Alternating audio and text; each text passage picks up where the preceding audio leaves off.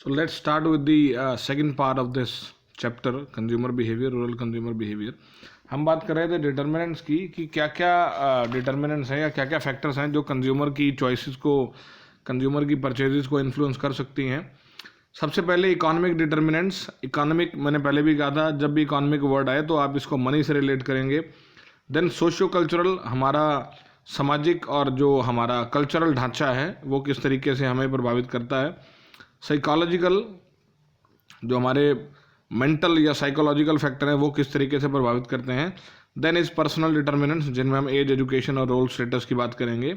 So let us start with the very first economic determinants, that is purchasing power.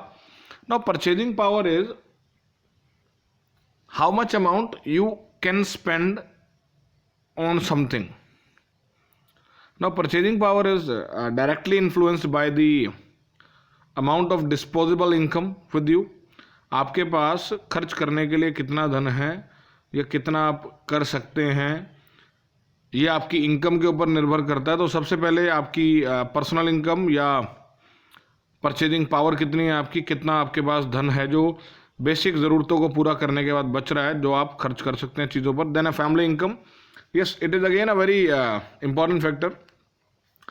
Purchasing power में हम personal income को treat कर रहे थे, family income में हम परिवार के जितने भी सदस्य हैं उन सब की आय को ट्रीट कर रहे हैं. उसका कारण ये है कि परिवार में जितने ज़्यादा अर्निंग वाले लोग होंगे उतना ज़्यादा परिवार का जो है अदर चीज़ों पर खर्चा बढ़ेगा या बढ़ सकता है, क्योंकि रोटी कपड़ा मकान के बाद जो पैसा बचता है फिर हम उसको लग्जरी की या स्टैंडर्ड ऑफ लिविंग की चीज़ों पर लगाते हैं.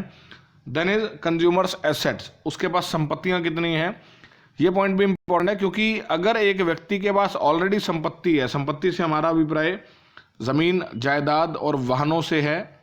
अगर हमारे पास संपत्ति ऑलरेडी है तो जाहिर सी बात है हम दूसरी चीज़ों पर खर्च करेंगे, और अगर संपत्ति नहीं है तो पहले हम एसेट बनाने पर खर्च करेंगे. तो जितनी ज़्यादा आपके पास संपत्तियाँ हैं उतना ही ज़्यादा आपका दूसरी चीज़ों पर खर्च बढ़ जाएगा. Then is value for money. ये एक रैशनल अप्रोच है. ये बात करती है अगर आप एक चीज़ पर पैसे खर्च कर रहे हैं तो क्या वो जस्टिफाई है. For example having a burger या सैंडविच आपने लेना है तो बाज़ार में मेरे ख्याल 15-20 रुपये से लेकर 150, 200 रुपये तक का बर्गर या सैंडविच अवेलेबल है. Now what suits you. आपके हिसाब से जो आपकी मार्जिनल यूटिलिटी है वो कहाँ पर सेटिस्फाई हो रही है, कि 20 का बर्गर ठीक है, 30 का ठीक है, 40 का ठीक है या 200 वाला ठीक है. It depends upon your pocket and your perception from the product. Then is consumer credit, उधार की सुविधा. पहले ही बात हुई थी इसके बारे में कि क्या आपको उधार की सुविधा मिल रही है. फॉर एग्जाम्पल अगर हम विलेजेस की बात करें तो वहाँ पर फसल कटने के समय पर पेमेंट्स जो है, भुगतान जो है सारा दिया जाता था. तो उससे पहले कस्टमर को क्रेडिट पे चीज़ें मिलती हैं और फसल कटने के साथ ही जैसे ही भुगतान आता है उसको पेमेंट कर दी जाती है. तो कंज्यूमर क्रेडिट की उपलब्धता जो है वो उसका जो क्रय का माइंड है, परचेज डिसीजन है, उसको प्रभावित करती है. गवर्नमेंट पॉलिसी, सरकार की नीतियां अगर किसी चीज़ पर टैक्सेस की दर ना के बराबर है या कम है या रिबेट या सब्सिडी मिल रही है तो वो भी एक बड़ा कारण हो सकता है. फॉर एग्जांपल जो खाद या उर्वरक या बीज हैं उनके ऊपर अगर सरकार हमें सब्सिडी दे रही है या कुछ पैसे कम कर रही है तो उसकी परचेज जो है हम ले सकते हैं. Then is economic conditions of the family. परिवार की आर्थिक स्थिति कैसी है. वर्तमान में इनकम है परंतु पिछला अगर हिसाब किताब ठीक नहीं है तो आपके पास खर्चने के लिए क्या बच रहा है, ये देखने योग्य बात है.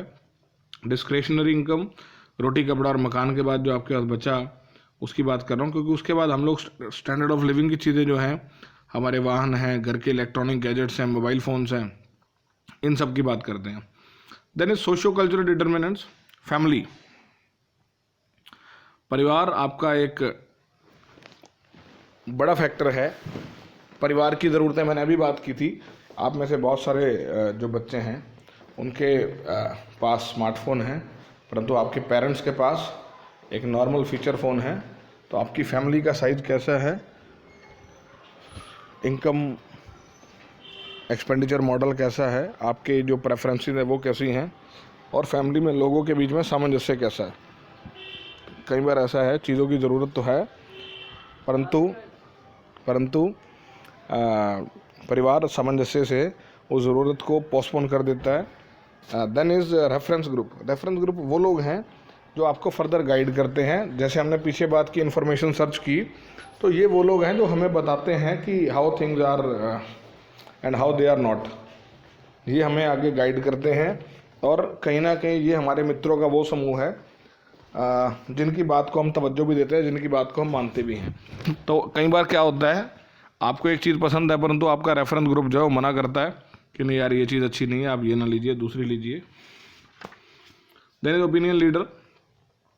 ओपिनियन लीडर वो व्यक्ति है जो जिसकी बात मानी जाती है और जो निर्णय जो है कुछ फैक्टर्स के आधार पर ले सकता है और जिसकी बात को तवज्जो भी दी जा रही है। ये परिवार में एक बड़ा व्यक्ति हो सकता है, उम्रदराज व्यक्ति हो सकता है, या कोई तजुर्बेकार व्यक्ति हो सकता है। देन ए सोशल क्लास, रिच, मिडल या पुअर।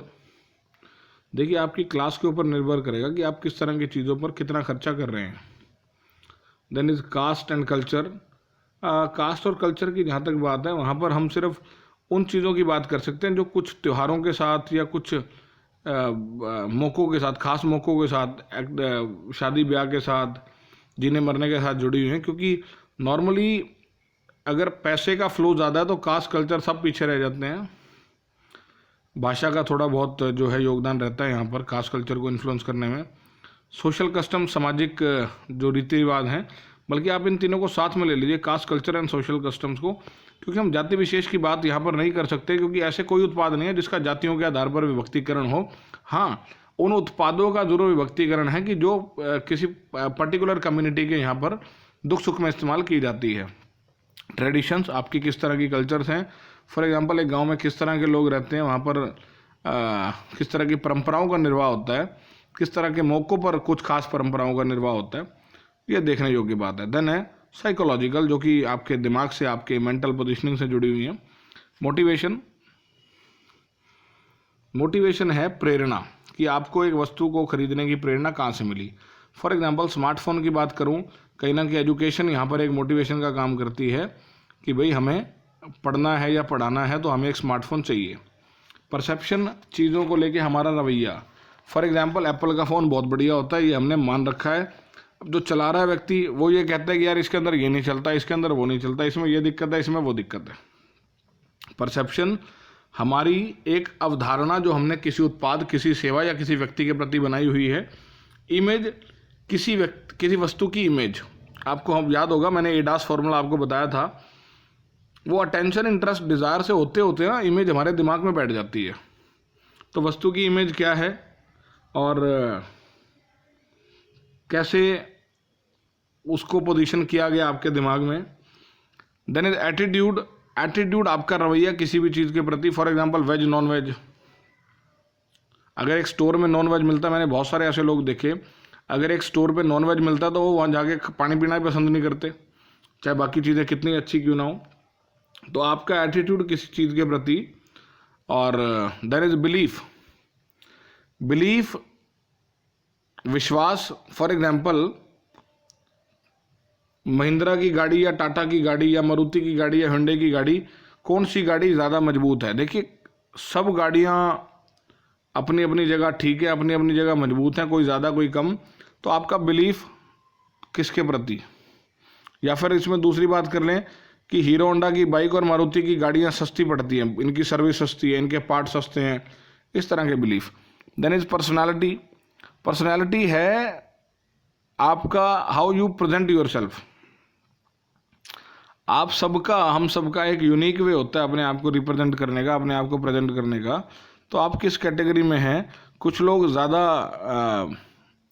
शो करने में, शो ऑफ करने में यकीन रखते हैं, कुछ बिल्कुल डाउन टू अर्थ होकर चलना पसंद करते हैं। तो आप किस तरह के व्यक्ति हैं, इसका प्रभाव आपकी परचेजेस पर दिखेगा। लाइफस्टाइल, जिसकी मैं ऊपर पर्सनालिटी में बात कर रहा था, आप किस तरह का जीवन जीना पसंद करते हैं। और यहाँ पर एक चीज़ हो रहा है, हालांकि एज आ गई, वहाँ पर लाइफस्टाइल पे एक बड़ा प्रभाव आपके उम्र का भी पड़ता है। मैं उसको साथ में ट्रीट कर देता हूँ यहाँ पर, क्योंकि हो सकता है आप एक बड़े शौकीन किस्म के आदमी हों, परंतु जैसे जैसे आपकी उम्र बढ़ती है, जिम्मेवारियाँ बढ़ती हैं, तो आप कहीं ना कहीं अपनी जो व्यक्तिगत ज़रूरतें, आवश्यकताएं, उनको पीछे छोड़ देते हैं। लर्निंग, आप क्या देखते हैं, क्या सीखते हैं और क्या समझते हैं।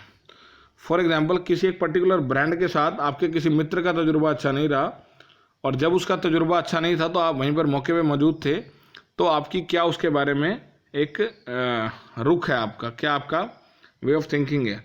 Then is the personal determinants, as जिसकी मैंने अभी बात की कि या तो बढ़ती उम्र के साथ पैसा आपके पास ज़्यादा आ रहा है तो शायद आपके शौक़ जो हैं दोबारा से डेवलप हो जाएं।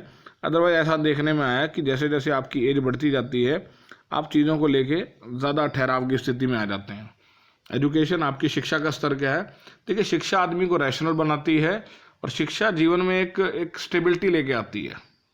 चीज़ों को लेके रैशनैलिटी जो मैं बात कर रहा था वो बड़ी इंपॉर्टेंट है, क्योंकि शिक्षा आपको सही और गलत का भेद बताती है। रोल एंड स्टेटस, आपका क्या रोल है, आपका क्या स्टेटस है मार्केट में, पोजीशन क्या है, उसके हिसाब से आपका खर्च, आपका पहनने का तरीका, आपके जूते, आपके सभी चीज़ें जो हैं उससे इन्फ्लुएंस होंगी। Then is problems with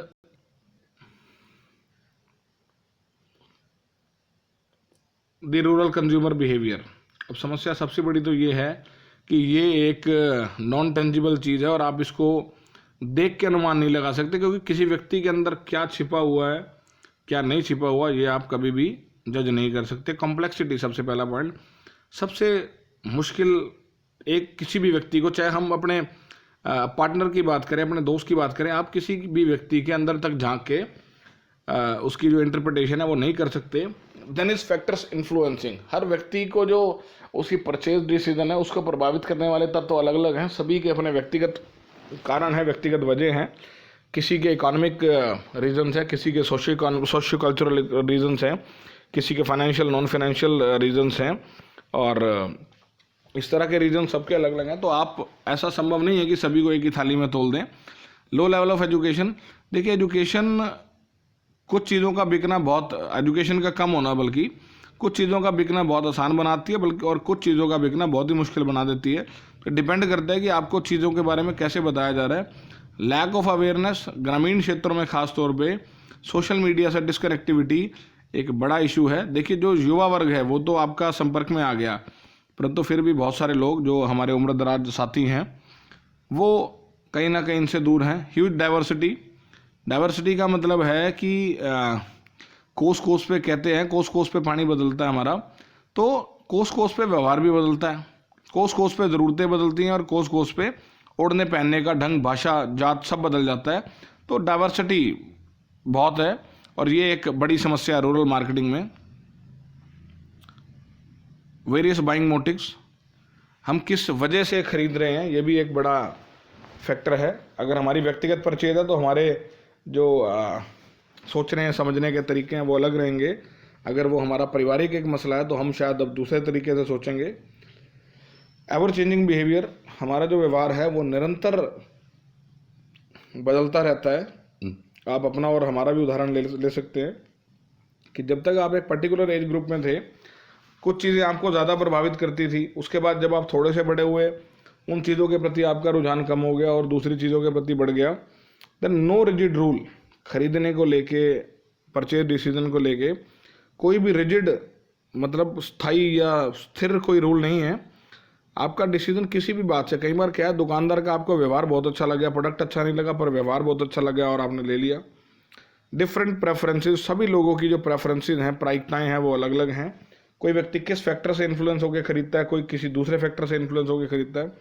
unpredictable complexity के साथ ही चलता है ये कि आप कभी भी अनुमान नहीं लगा सकते कि सामने वाला व्यक्ति किस तरह से सोच रहा होगा और किस तरीके से वो रिस्पॉन्ड करेगा। तो this is a very big issue, this is a very major problem. अब बात करते हैं बिहेवियर की। इंडियन कंज्यूमर का बिहेवियर क्या है? बार्गेनिंग, ये एक जन्मजात गुण मैं कह सकता हूँ कि है हमारे अंदर, और इस गुण की बड़ी वजह दुकानदार का व्यवहार है।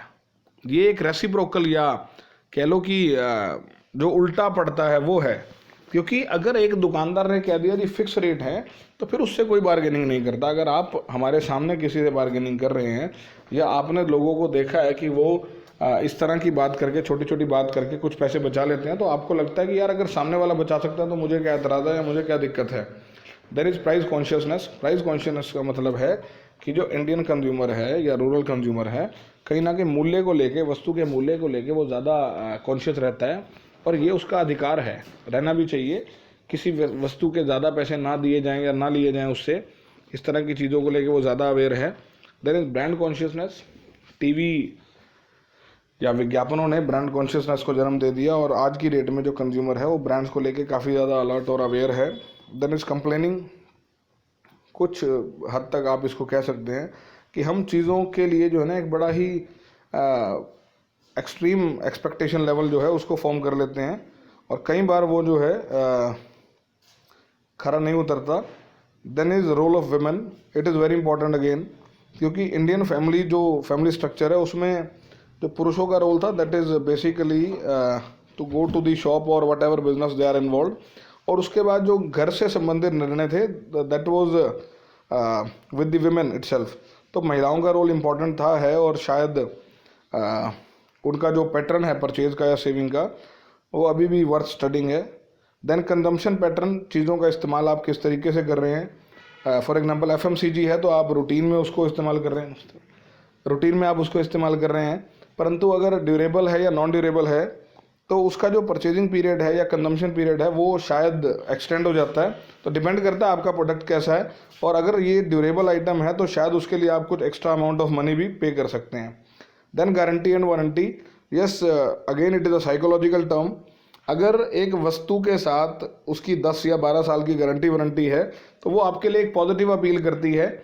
Rather we are not expecting things to be so poor कि वो जल्दी ख़राब हो जाए। अगर आप 15-20 हज़ार रुपये की एक चीज़ ले रहे हैं तो वो वारंटी एक साइकोलॉजिकल टर्म है। हालांकि कंपनी ने जो पैसा लिया है आपसे, they are giving proper justification to you. Then is credit facility. इसके बारे में ही पहले बात कर चुका हूँ मैं कि अगर आपको उधार की उपलब्धता है तो फिर चीज़ें आपके लिए कंपैरेटिवली आसान है। अगली स्लाइड की तरफ बढ़ते हैं। Yes, this is the last slide and the chapter is over. So I guess आपको ये चैप्टर जो है अच्छे समझ में आ गया होगा।